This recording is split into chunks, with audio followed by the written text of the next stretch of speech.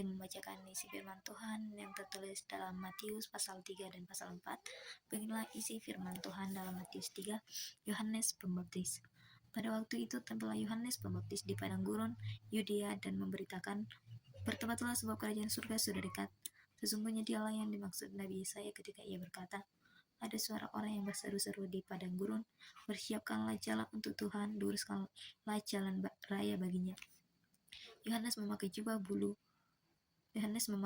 bulu unta dan ikat pinggang kulit, dan makanannya belalang dan madu hutan. Lalu datanglah kepadanya penduduk dari Yerusalem, dari seluruh Yudea dan seluruh daerah sekitar Yordan. Sambil mengaku dosanya, mereka dibaptis oleh Yohanes di sungai Yordan. Ketika ia melihat banyak orang Farisi dan orang Saduki datang untuk dibaptis, berkatalah ia kepada mereka, "Hai kamu keturunan ular bisa, siapakah yang memperingatkan kamu supaya melarikan diri dari murka yang akan datang? Jadi, hasilkanlah buah yang sesuai dengan pertobatan. Janganlah mengira bahwa kamu dapat berkata dalam hatimu, Abraham adalah bapa leluhur kami. Karena aku berkata kepadamu, Allah dapat menjadikan anak-anak bagi Abraham dari batu-batu ini. Kapak sudah tersedia pada akar pohon, dan setiap pohon yang tidak menghasilkan buah yang baik akan ditebang dan dibuang di dalam api. Aku membaptis kamu dengan air sebagai tanda pertobatan, tetapi ia yang datang kemudian setelah aku lebih berkuasa daripada aku, dan aku tidak layak melepaskan kasutnya. Ia akan membaptis kamu dengan Roh Kudus dan dengan api. Alat penampi sudah di tangannya, ia akan membersihkan tempat pengiringannya dan mengumpulkan gandumnya ke dalam lumbung, tetapi sekam ia akan dibakarnya dalam api yang tidak terpadamkan. Yesus dibaptis Yohanes.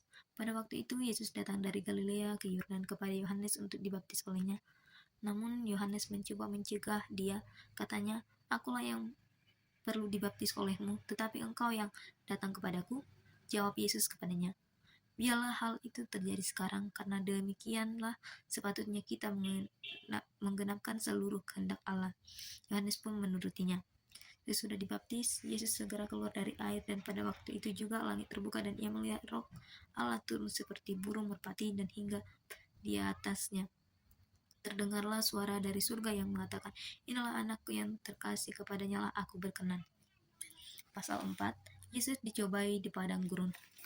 Lalu Yesus dibawa oleh Roh ke padang gurun untuk dicobai iblis. Setelah berpuasa 40 hari dan 40 malam, akhirnya laparlah Yesus. Datanglah si pencoba dan berkata kepadanya, "Jika engkau anak Allah, perintahkanlah supaya batu-batu ini menjadi roti."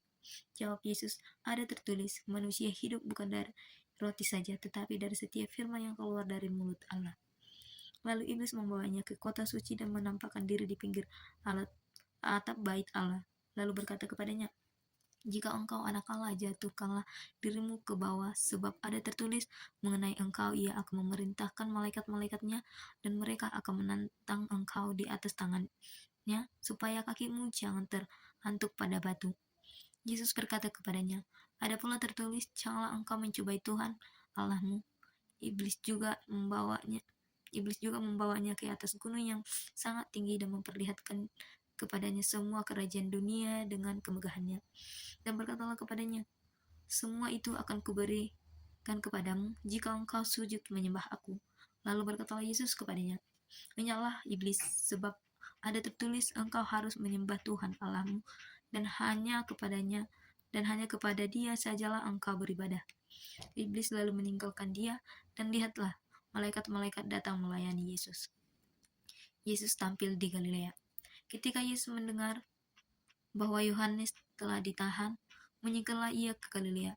Ia meninggalkan Nazaret dan tinggal di Kapernaum, di tepi danau di daerah Zebulon dan Naftali, supaya digenapi firman yang disampaikan melalui Nabi Yesaya. Tanah Zebulon dan tanah Naftali, di jalur ke laut, daerah seberang sungai Yordan, Galilea, wilayah bangsa-bangsa lain. Bangsa yang tinggal di dalam kegelapan telah melihat terang yang besar, dan bagi mereka yang tinggal di negeri yang dinaungi maut telah terbit terang. Sejak itu Yesus mulai memberitakan, "Bertobatlah sebab kerajaan surga sudah dekat." Yesus memanggil murid-murid yang pertama. Ketika Yesus sedang berjalan menyusuri danau Ketika Yesus sedang berjalan menyusur danau Galilea, ia melihat dua orang bersaudara, yaitu Simon yang disebut Petrus dan Andreas saudaranya. Mereka sedang menebarkan jala di danau, sebab mereka penjala ikan. Yesus berkata kepada mereka, "Mari, ikutlah aku dan kamu akan kujadikan penjala manusia." Mereka pun segera meninggalkan jala mereka dan mengikut dia. Dari sana Yesus meneruskan perjalanan dan melihat dua orang bersaudara yang lain, yaitu Yakobus anak Zebedeus dan Yohanes saudaranya, bersama ayah mereka Zebedeus sedang membereskan jala di dalam perahu. Yesus memanggil mereka, dan mereka segera meninggalkan perahu serta ayahnya lalu mengikuti dia. Yesus mengajar dan menyembuhkan banyak orang. Yesus pun berkeliling di seluruh Galilea. Ia mengajar dalam rumah-rumah ibadat mereka dan memberitakan Injil Kerajaan serta menyembuhkan orang-orang di antara bangsa itu dari segala penyakit dan kelemahan. Lalu tersebarlah berita tentang dia di seluruh Syria, dan bawalah kepadanya semua orang yang buruk keadaannya, yang menderita berbagai penyakit dan sengsara, yang kerasukan setan, yang sakit ayan, dan yang lumpuh. Lalu Yesus menyembuhkan mereka. Orang banyak pun berbondong-bondong mengikuti dia.